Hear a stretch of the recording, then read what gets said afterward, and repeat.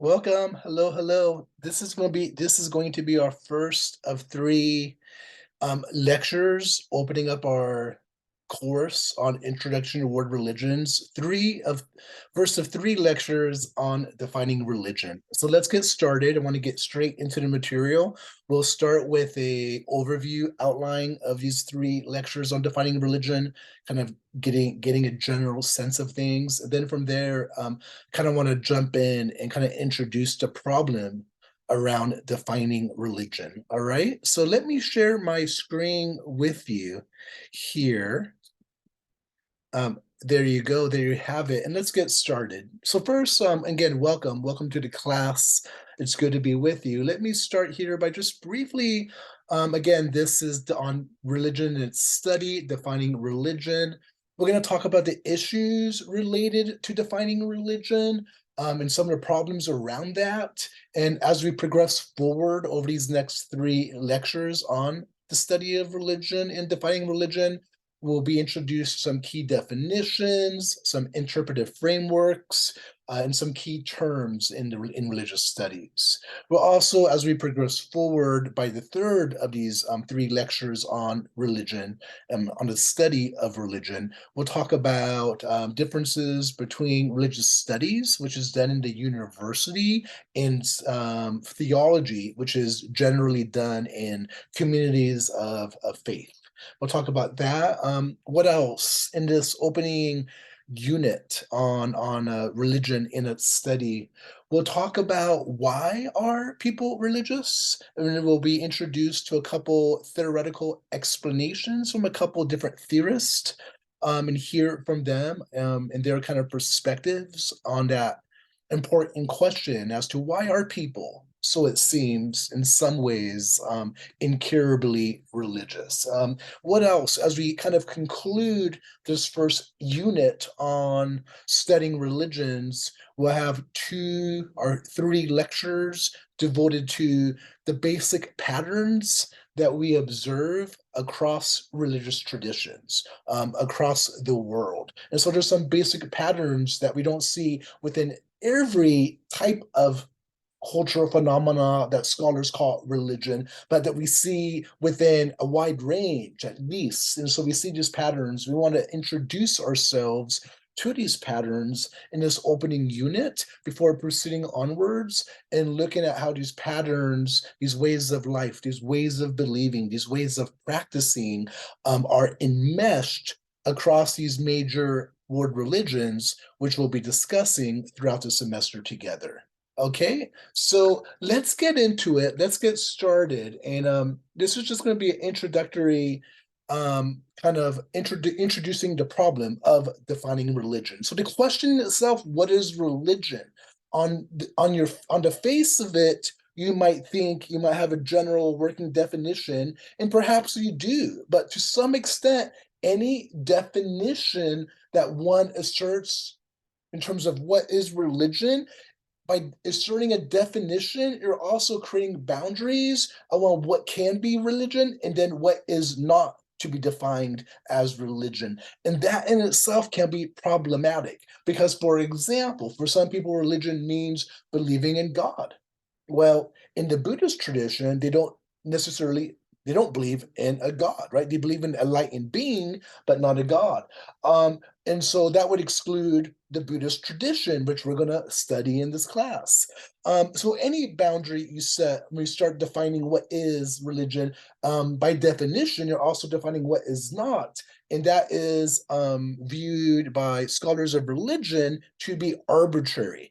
In other words, it's left up to the scholar or the communities of scholars to define what is religion and at the same time to define what is not. And they're doing that from their own cultural, historical location, right? Which determines in advance what they think religion should be, what they think religion should look like, and what they think religion does not look like, right? But it's not a given. What religion is not a given. It's something that gets worked out within communities, often within communities of scholars.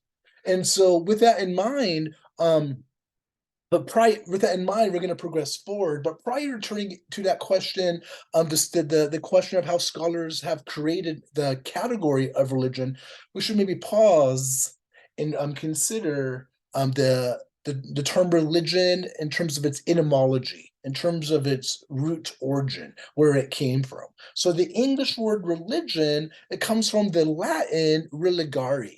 And the word religare, it could mean to do over again, but primarily the word religare, the Latin word religare, it means to bind. To bind. So in part, to religare, to do religion, is this practice of binding oneself to a set of practices, binding oneself to a set of beliefs, binding oneself to a community, to a way of life. So to do religion is this practice of binding oneself, right, to a set of beliefs, practices, ways of beliefs. That's useful to an extent, right? And so it's worth mentioning that in terms of nomenclature, the English word religion, goes back to that Latin word religare. Now, scholars of religion, and I'm hoping over the course of these next 3 lectures, this will become more clear to us. Scholars of religion have recognized for quite some time that there is no absolute definition of religion, that religion is a constructive term by scholars of religion to create this object of inquiry for these scholars of religion. All right, so scholars create this category of religion, and by doing so, they create this intellectual horizon and boundary for claiming that religious studies itself ought to rightly be recognized as an academic discipline alongside other disciplines. To do that, it needs to have its own object of study. Religion needs to have something that is onto its own, that cannot be confused with the study of humanity, anthropology, with the study of society, sociology, with the study of the inner workings of the mind, psychology. Religion cannot be reduced to any of these other academic disciplines, or else it's going to lose its own kind of place alongside them. And so scholars of religion coming on the heels of the European Enlightenment of the 17th and 18th centuries, the argument goes from scholars of religion themselves who recognize it as such, that scholars of religion created a category of religion to have their own inquiry and own field, their own academic discipline. But Mark Tiller, in the opening chapter of an edited volume that he edited called An Introduction to Critical Terms for the Study of Religion. In the opening chapter, when he introduces this edited volume, he asked a provocative question, which I have before us here. He begins by asserting, to ask what is religion, it assumes there's a built-in assumption that to ask what is, meaning how can one define essentially religion, it assumes that religion has something like a general character or even universal essence that can be discovered through disciplined investigation. From this point of view, the object of inquiry is antecedent to in a condition of the possibility of any study whatsoever. So there needs to be this thing, religion, that's antecedent, that exists on its own prior to scholars of religion being able to study it. But that's a presupposition. But in fact, well, let's go onwards. Furthermore, the insistence that religion as such can be defined presumes that religion, though obviously it's related to other phenomena, it cannot be reduced to psychological factors or sociological factors or economic factors or political factors.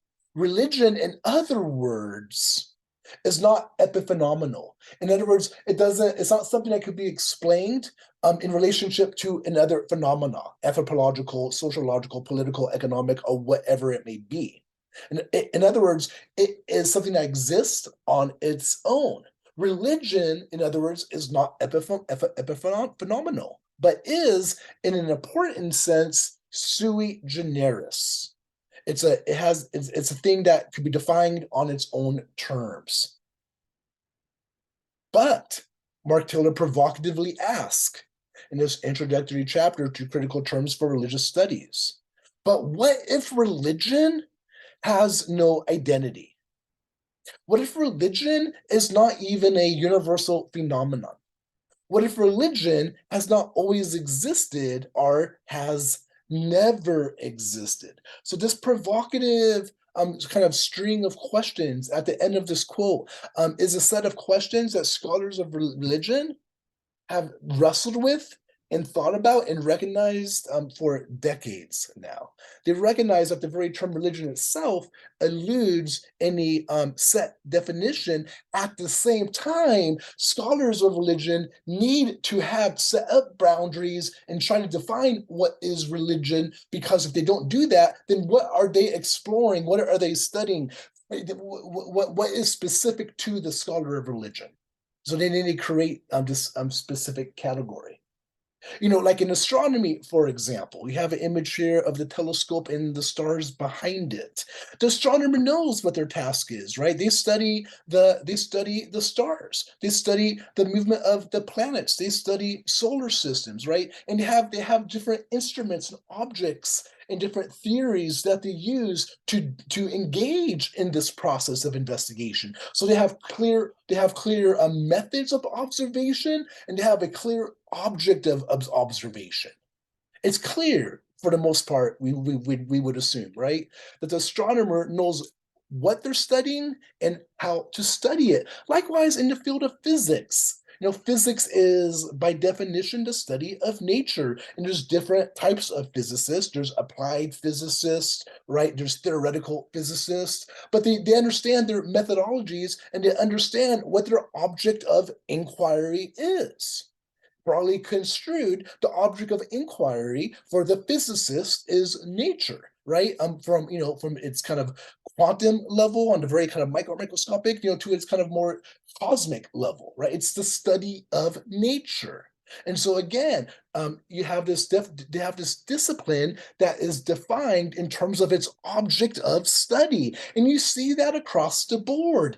Each academic discipline defines itself to the exclusion of other academic disciplines by asserting it has particular object of study and methodological approaches to engage in the study of the given object. So you're an astronomer because you're studying the stars with this telescope. You're not an astronomer and you're a botanist because you're studying flowers. The question is, how do you know you're a scholar of religion? Right? Astronomy studies the cosmos using telescopes. Physics studies nature by the empirical method. Religious studies needs an object of study that is exclusive to the field of inquiry within a particular domain of religious studies, known as religious studies. Thus, therefore, it must establish boundaries around what may be defined as religion from that which is not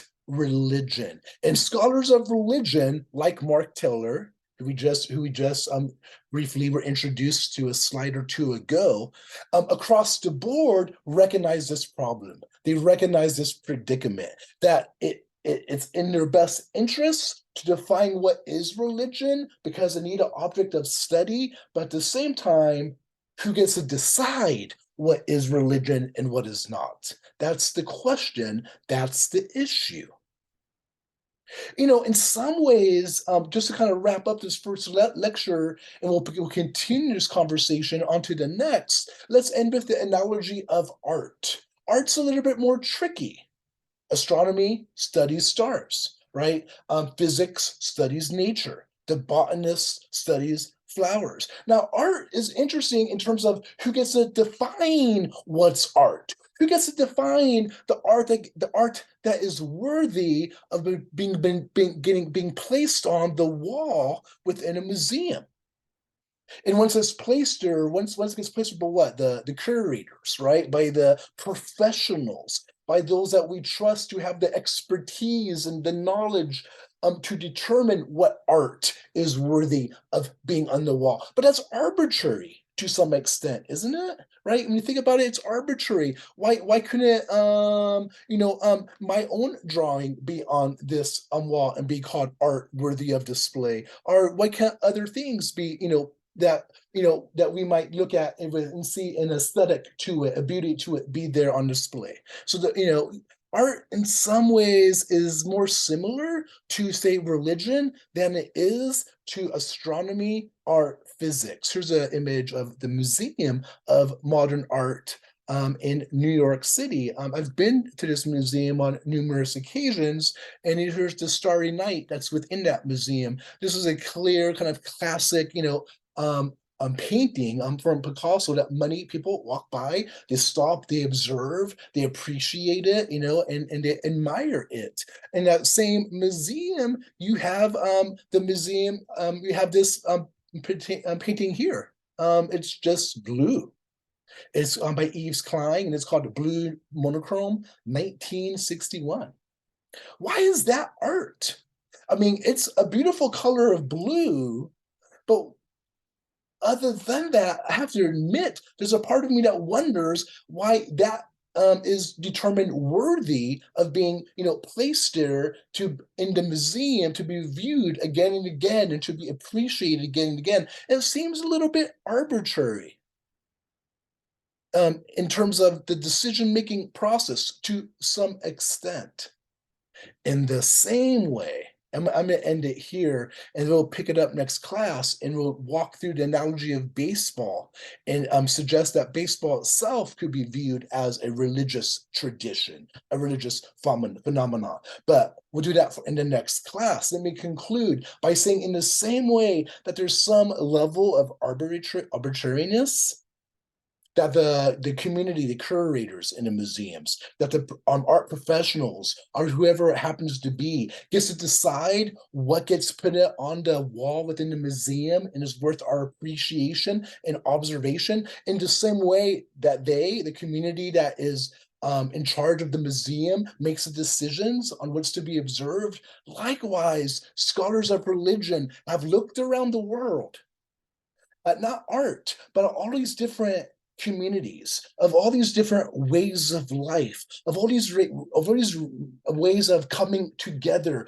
of belonging together, of becoming together, of believing together. And there's been many ways across the world of how people have come together and believing, belonging, and becoming. But what scholars of religion have done is they've looked across the world and they've named some of these traditions world religions. And the question we could ask is, why have these been named world religions and these other movements ignored? Why are some world religions placed not within the wall of the museum, but within our textbook and deemed worthy of study, and then others are not? There's an arbitrariness to this field of studying religion, of religious studies, and scholars of religion recognize that from the outset. All right, so we're going to pick up this conversation next class by starting with the analogy of baseball as an expression of a religion or a religious tradition, to kind of continue kind of like teasing out, right, some of the problems around defining religion. All right, so thank you so much, and I will see you next time around. Take care. Bye.